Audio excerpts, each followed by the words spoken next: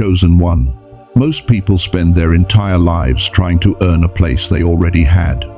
They perform, they prove, they shrink themselves down to take up less space, less risk, less room, and they call it humility. But it is not humility, it is forgetting. Right now, wherever you are, let your shoulders drop. Notice the tension you have been carrying in your chest, that tight place behind your sternum that has been there so long you have stopped noticing it. That tension has a name. It is the feeling of living as though your place in this world is conditional, as though you have to keep justifying your existence to something or someone. But here is what I want you to know. Before this world existed, before time had a shape, before matter had a name, there was a moment. Not a moment in time, a moment before time, and in that moment, a decision was made. About you. Not about humanity in the abstract, not about the category of chosen people, about you, your face, your voice, the exact way you carry what you carry, with the full knowledge of every valley you would walk, every door that would close, every night you would lie awake wondering if any of it mattered, and the decision was final. In the ancient Greek of Scripture, the word is proorizo, to trace the outline, to mark the boundary. Before anything existed, the outline of you was already drawn. You were not added to the world, chosen one. The world was built to receive you. And I want to ask you to stay with me to the end of what I have to say today, because by the time we finish, you are going to understand 3 things that I believe will permanently shift how you see your life. First, why the pain of feeling invisible or left behind is not evidence you were forgotten. Second, what it actually means for your name to have been written before this world had a foundation. And third, a simple practice you can carry into tomorrow morning to begin living from that truth, not just feeling it for a moment and losing it. What I have to say cannot be rushed. Come with me. Let me take you somewhere for a moment. Thousands of years ago, in the ancient world where the sacred texts were written, a name was not just a label, it was a declaration. When a child was given a name in the ancient Near East, the name was not chosen because it sounded beautiful or because it had been used in the family before. The name was spoken as a statement about who that person was going to be, what they were going to carry, what they were built for. The name held the assignment. The name held the identity. The name held the covenant between that person and the one who named them. Think about that. The name came before the life had been lived, before the child had done anything at all, before they had made choices or mistakes or breakthroughs or wrong turns. The name came first. And in the tradition that gave us the most studied, most translated, most circulated, sacred text in human history, this practice was not limited to human parents naming their children. The God who existed before all things named people before they arrived. Before Jacob wrestled anything, his name was already spoken. Before Moses led anyone across any water, his formation had already been decided. Before Jeremiah opened his mouth to speak a single word of prophecy, God said to him, "And I want you to hear this slowly. Before I formed you in the womb, I knew you. Before you were born, I set you apart." Now, here is what I want you to understand about that word, knew. In the original Hebrew, the word is yada, and yada does not mean knew the way you might know a fact, the way you know what the weather was last Tuesday, the way you know a name from a list. Yada means to know intimately, to know by experience, to know from the inside. It is the same word used in Hebrew to describe the deepest form of connection between two people. It is not information, it is intimacy. God did not just have data about you before you were born. God knew you. He knew the specific sound of what would become your laugh. He knew which kind of hurt would go the deepest for you, and which kind of beauty would stop you mid-sentence. He knew which seasons would feel like too much, and which silences would feel like home. He knew all of it before a single cell of your body was formed, before your mother's body carried even the possibility of you. And then he named you, not as a wish, not as a hope that something might work out, as a settled declaration about what already is. Now I need to sit with this for a moment, because I know there is a voice in some of you that is already interrupting. The voice that says, okay, but that was Jeremiah, that was Moses. That was for the people in the sacred text who did great things. I have not parted any seas. I have not delivered any nations. I have not done anything that would justify that kind of attention. And to that voice I want to say something directly. The principle does not change based on how well known the name is. Jeremiah did not become someone God cared about because he did something worthy of care. God cared about him before there was a world for Jeremiah to be known in. The knowing came first, the calling came first, the formation came first. And it is the same for you. I know that is not what it feels like on certain days. I know there are seasons when you look at your life, and nothing in it seems to confirm what I am saying right now. Where you try and fall short, where you wait and nothing moves, where you give and it costs you and no one notices, and you sit in the quiet wondering whether any of it has a point.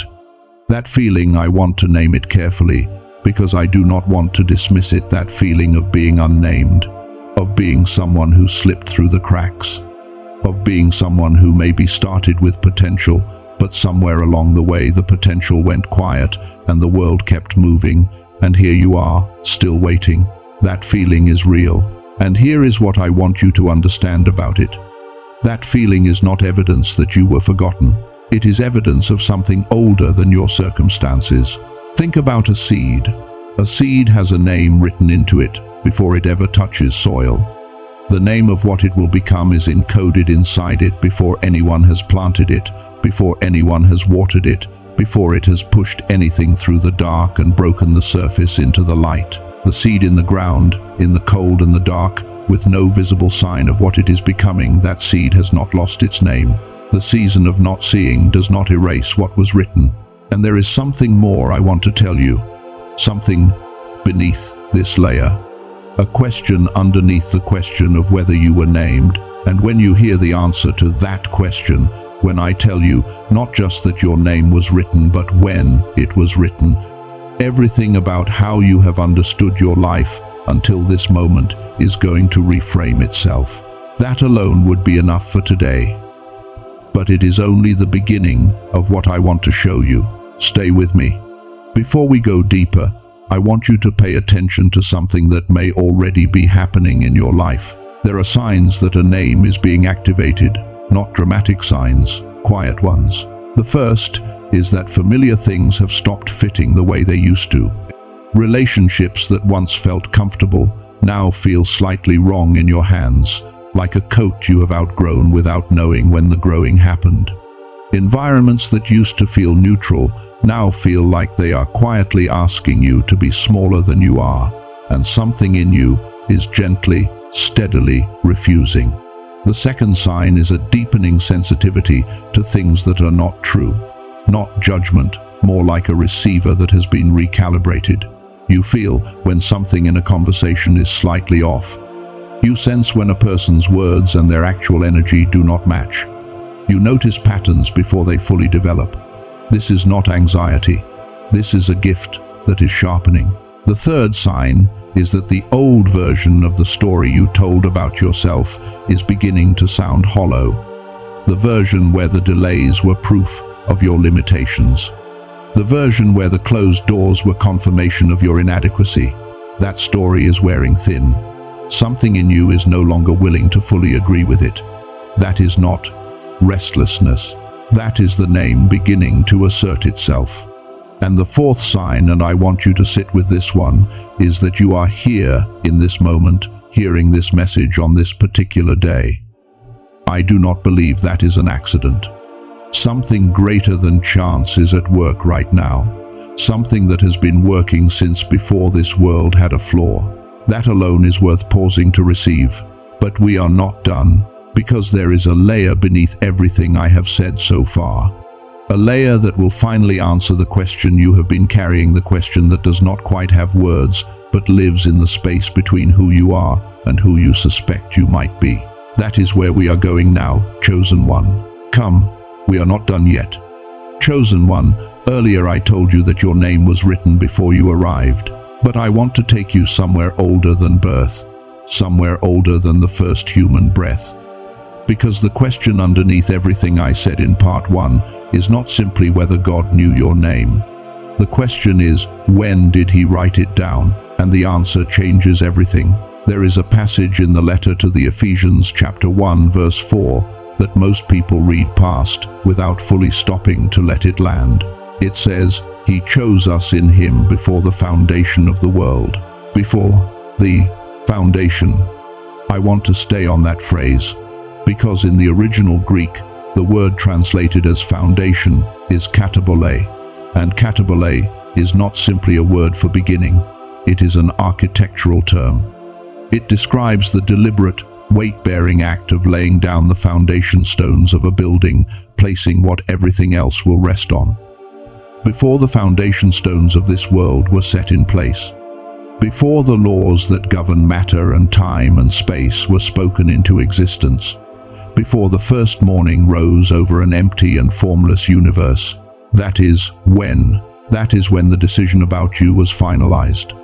And in the same ancient texts, in the letter to the Romans, we find that other word I mentioned, proorizo, to mark in advance, to trace the outline, not as a prediction of something that might happen, as a boundary set around a person, declaring before anything exists, this territory already belongs to this life. This space has already been claimed. Before the world you are living in existed, your outline was traced, your boundary was set. The space of your life was claimed not by you, but for you. This is not poetry, chosen one. This is not inspirational language invented to comfort people through a hard week. This is a structural description of how reality was actually assembled. The world did not come first, and you were dropped into it. Your name, your calling, your outline, these were established first. And then the world was spoken into existence as the place where they would unfold. Let me show you what that looks like in an actual human life. There was a young man whose story most people know, even if the details have faded over the years. His name was Joseph. He was the 11th of 12 sons, which meant by almost any cultural standard of his time, he was already starting from a position of reduced significance. But something in him carried the weight of a future. His father could sense it, his brothers could sense it too, and they hated him for it. One day they stripped the coat from his back, and they threw him into a pit, a dry well, cold stone, darkness, silence. And then they sat down a short distance away and ate their meal. I want you to sit with that image, not the triumph that came decades later, the pit first, the cold, the dark, the sound of his brothers' voices somewhere above him, and no one reaching down. The complete and total absence of any visible evidence that anything good was coming, or had ever been coming, or would ever come. If you have ever been in a season that felt like a pit, not a metaphor, but the actual lived experience of cold and silence, and nothing moving, and no one reaching down, then you understand something about Joseph in that well, that the triumphant chapters later in the story cannot fully carry on their own. And here is what I want you to understand. The pit did not write Joseph's story. The story was already written. The pit was the process by which the thing that was written was being constructed inside of time. Every piece of what Joseph walked, the betrayal, the years in Potiphar's house, the season in prison, the cupbearer who promised to remember him and then forgot for 2 full years. Every single piece of that was the seed in the dark ground, invisible and seemingly without shape, becoming exactly what had been written in it before the darkness began. Nothing was waste, not one day, not one closed door, not 1 year of waiting in a place that was not the destination. The darkness of the process was not where the name was given. The darkness of the process was where the name was activated. And I want to say something carefully here, because I know what it is like to be in a hard season and to have someone say to you that God is working. I know that can feel like a hollow thing to hear when the walls around you are very close and very quiet. I am not telling you the waiting does not hurt. I am not telling you the silence is easy. I am not minimizing what has been genuinely hard.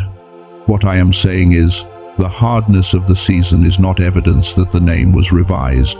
The length of the delay is not evidence that the writing was undone. The closed doors are not evidence that the outline was erased.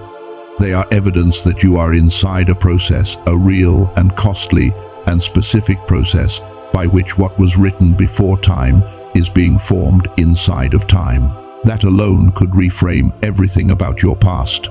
But there is a third layer, and this is the one I believe will finally shake loose the last thing that has been holding you back, because what I am about to say is not about your history, it is about the season you are living in right now.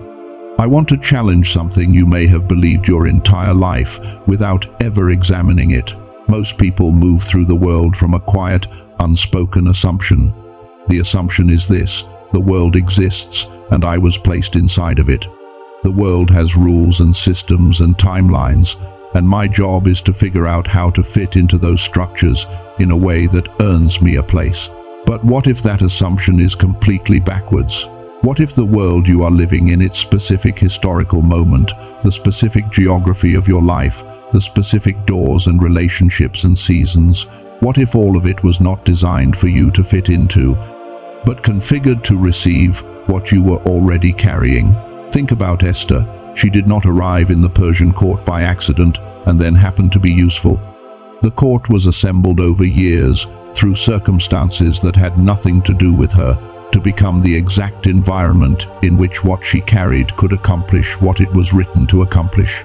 The court was built for her calling, not the other way around. Think about Moses. He did not discover his calling at the burning bush. The burning bush did not create anything in him. It revealed something that had been in him since before he was born, since before the desert existed, since before the river where he was placed as an infant existed. The revelation does not make you who you are. The revelation shows you who you have always been. And this means something specific about the doors in your life that would not open. Some doors would not open because they were not built to hold what you were carrying. Not because you were not enough, not because you were too much, not because you failed to perform correctly, or pray correctly, or try hard enough. Because those particular doors were not the right architecture for the weight of your name. Now, there is only one thing standing between you and the full reception of what I have been describing. It is not external. It is not a door that needs to open or a circumstance that needs to shift. It is a belief that has been sitting quietly underneath everything, disguised for a long time as humility. And the belief is this: maybe the name they wrote it was meant for someone stronger than me, someone more put together, someone who has not wasted the years I have wasted or made the choices I have made, someone who has not fallen in the ways I have fallen. I want to speak to that belief directly, with every ounce of gentleness I have, because I know how reasonable that voice sounds. I know how it can sit for years and feel like honest self-assessment when it is actually the deepest form of self-rejection. Here is the truth. The name was written with full knowledge, not partial knowledge, not optimistic knowledge. Full knowledge of every mistake, every misdirection, every season of distance, every time you chose wrong, every time you gave up, every time you told yourself you were probably out of the story. All of that was known, and the name was written anyway. The decision was made not in ignorance of your hardest days. It was made in full sight of them, and the decision was still yes. Now, I want to pause and share something with you that connects directly to what we have been talking about. Because one of the things I have come to understand about this transition, the shift from knowing this truth in your mind to actually living from it, to feeling it in your body, to carrying it into your choices on an ordinary Tuesday morning, is that the barrier is often not spiritual. It is neurological. Before the world began, God wired your brain with something that scientists have been studying for decades. They call it the gamma frequency. It is the highest, fastest moving brainwave pattern the human brain produces, and what researchers at institutions like Princeton, MIT, and Stanford have documented is this. Gamma is the brainwave of the flow state, the state of peak clarity, deep intuition, and creative breakthrough, the state where thinking feels effortless and answers arrive without being forced.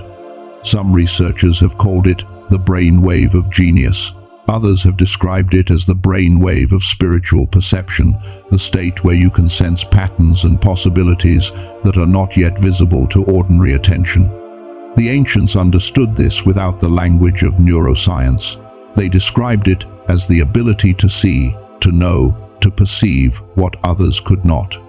What modern science has now measured and documented is that this state has a specific biological signature in the brain. And here is what they also found. Something they call the decline effect. Beginning around age 7 through the accumulating weight of performance culture, school systems that reward compliance over creativity, a world that teaches you to distrust your own inner knowing in favor of external authority, the gamma frequency begins to dim. The very wiring that God placed in your brain as part of your original design, before you were born, starts to go quiet, not permanently, but progressively. For most adults, the result is a life lived at a fraction of the clarity, the creative perception, and the spiritual sensitivity that was built into them before they arrived. A neuroscientist named Dr. Robert Lake, with 34 years of research in brain science, spent years working on a specific question. What if there was a way to work with the brain's natural frequency response to reactivate gamma without years of meditation practice that most people cannot sustain, without biofeedback therapy at $300 an hour, without home equipment that costs $7,000? What he developed is a 7-minute audio track. You put on headphones, you close your eyes, you listen. The technology embedded in the sound, a process called brain entrainment, works with your brain's natural tendency to synchronize with external frequencies, to gently and progressively reactivate the gamma state that was always there. The original price of this tool is $49, less than a single hour of the biofeedback therapy that produces the same result. But because Dr. Lake's mission has always been to make this accessible to the people who genuinely need it, not only those who can afford premium services, the price available through this message is $39. That price is not available anywhere else, not on Amazon, not anywhere you could search for it, only through the link in the description and the pinned comment below. With that $39, you receive the main 7-minute track.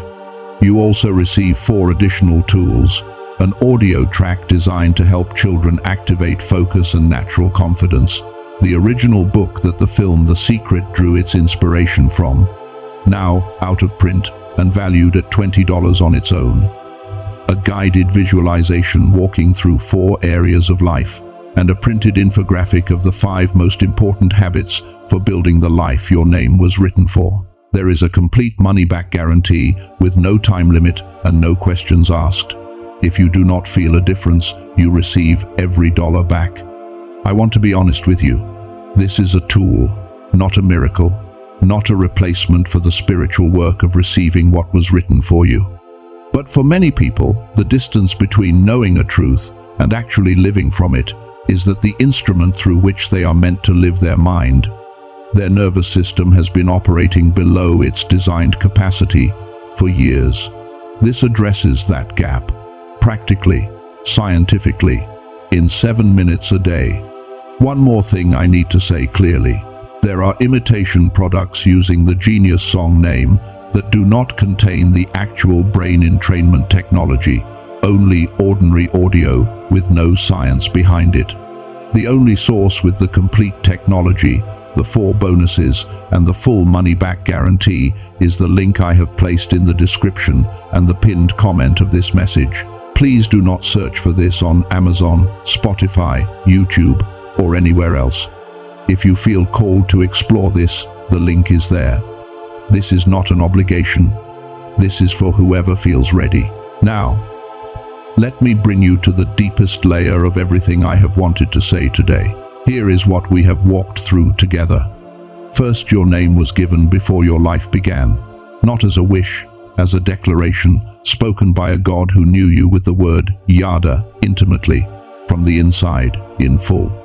Second, that name was written before the world you are living in was spoken into existence, before the foundation stones were laid, before time had a shape. This was not a hopeful plan that might fall apart. It was proorizo, a boundary set, an outline traced, a territory claimed. Third, the world you have been navigating was not a container you were placed inside. It was configured around the weight of what your name carries. The doors that would not open were not failures. They were the wrong architecture for what you were carrying. And those three things together point to one truth. One truth that, if you can receive it, not just hear it today, but actually let it land in the deep place, will change the ground beneath everything. The truth is this: you have been living as someone who is trying to become the person the name was written for, but you are not becoming that person. You already are that person. The becoming is not the goal. The becoming is the revealing. The oak tree does not become an oak tree by effort. It does not convince itself into being what it is. It becomes what it is by surrendering to the process through which what was written in the seed is expressed into the visible world.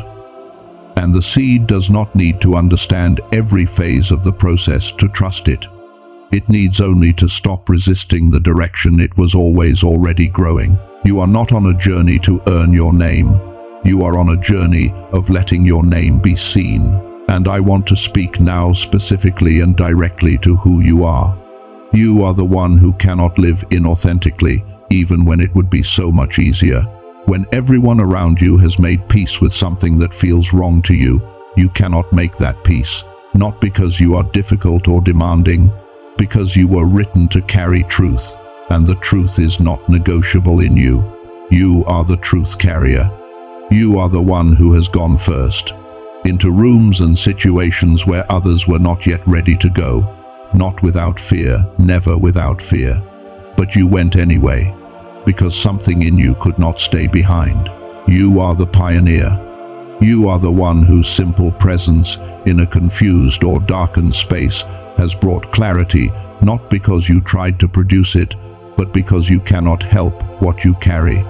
The light does not try to illuminate the room. It simply is what it is, and the room changes in response. You are the light bearer. You are the one who feels what thousands of people feel, but cannot put into words. And your words on days that have already come, or on days still ahead, will be the exact words that someone who has been waiting for exactly those words will hear at exactly the right moment. You are the voice. And you are the one in whom something is ending. Patterns that have run through your lineage, weights that have been passed forward for longer than you know they stop with you. Not because you decided to fix your family history, because you were written to be the place where that particular cycle meets its end. You are the cycle breaker. I need you to hear this carefully. These are not things you need to become. These are things you need to stop arguing with.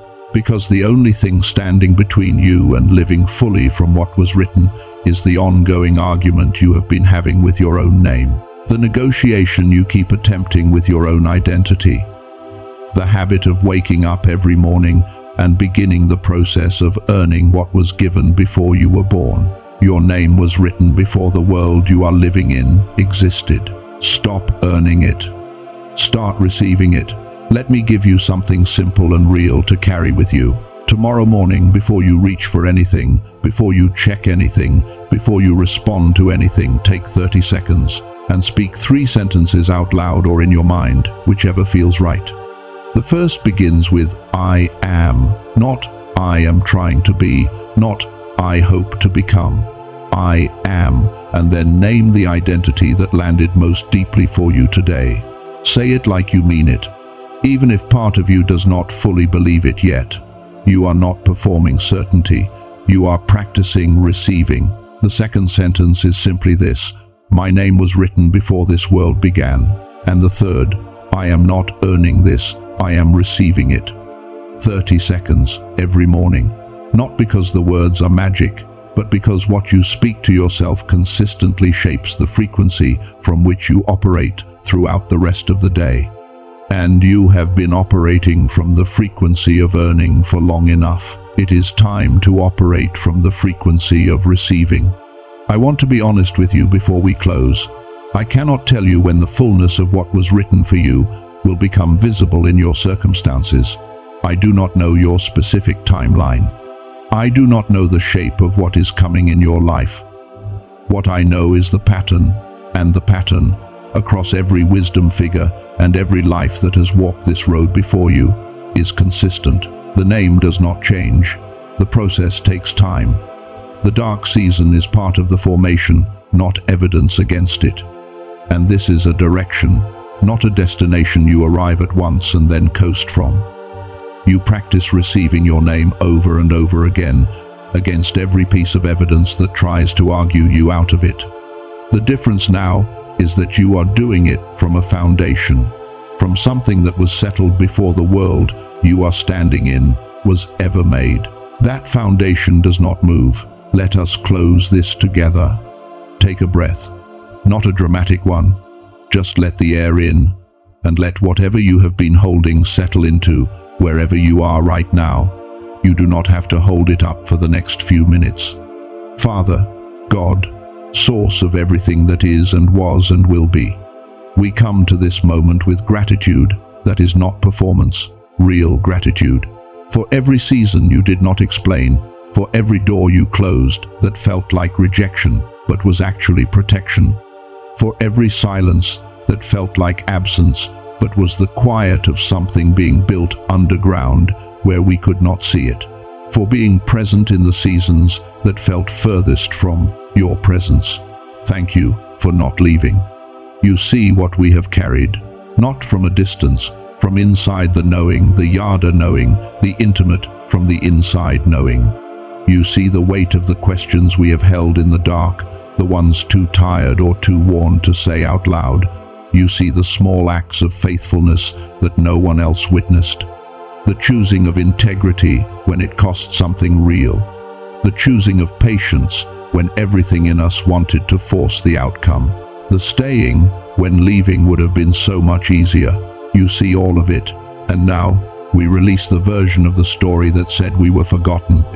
We release the performing self, the one that woke up every morning trying to earn what was already given before the world began. We release comparison to the timelines of others whose names are not ours and whose roads were not built for our feet. We release the belief that the mistakes rewrote the name.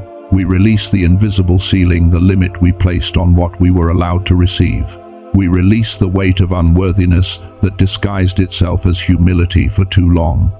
We release the need to understand the entire process before we trust it. That is done now, and in its place, we call forth the full expression of what was written. The truth carrier, walking in clarity and in courage. The pioneer, moving into territory that has not been opened yet. The light bearer, illuminating without effort, simply by being fully what they are. The voice, speaking what needs to be spoken, at the exact moment it needs to be heard. The cycle breaker, standing at the place where what was inherited stops and what was written begins. We call forth the connections that were written before this world had a flaw. The right people, arriving at the right time, carrying what was meant to be joined with what we carry. The doors that were built to hold what we bring, opening as we approach them. Cover what is being built. Protect what is rising. What has been written, let nothing pull it back into question. And now I want to speak this over you directly. Say it with me if you are ready, or simply let it land. I am the one whose name was written before this world began. I am the one who was known by God before the first morning of creation. I am not becoming the person the name was written for. I am that person being revealed. It is written. It is sealed. I receive it. And so it is. Amen. One last thing before you go, chosen one. Type the word written in the comments right now. Let this moment be marked. Let that single word be your declaration. I heard it. I receive it. I am no longer arguing with my name. And if someone in your life is in a season of questioning, wondering if they were supposed to be here, sitting in a silence that has gone on too long, carrying a question they cannot quite put into words, send this to them. They may need to hear that their name was written too. The link for the Genius Song tool I mentioned is in the description and the pinned comment below, for whoever feels called to explore it. Go now, chosen one. Not as someone trying to become something, as someone finally remembering what they already are.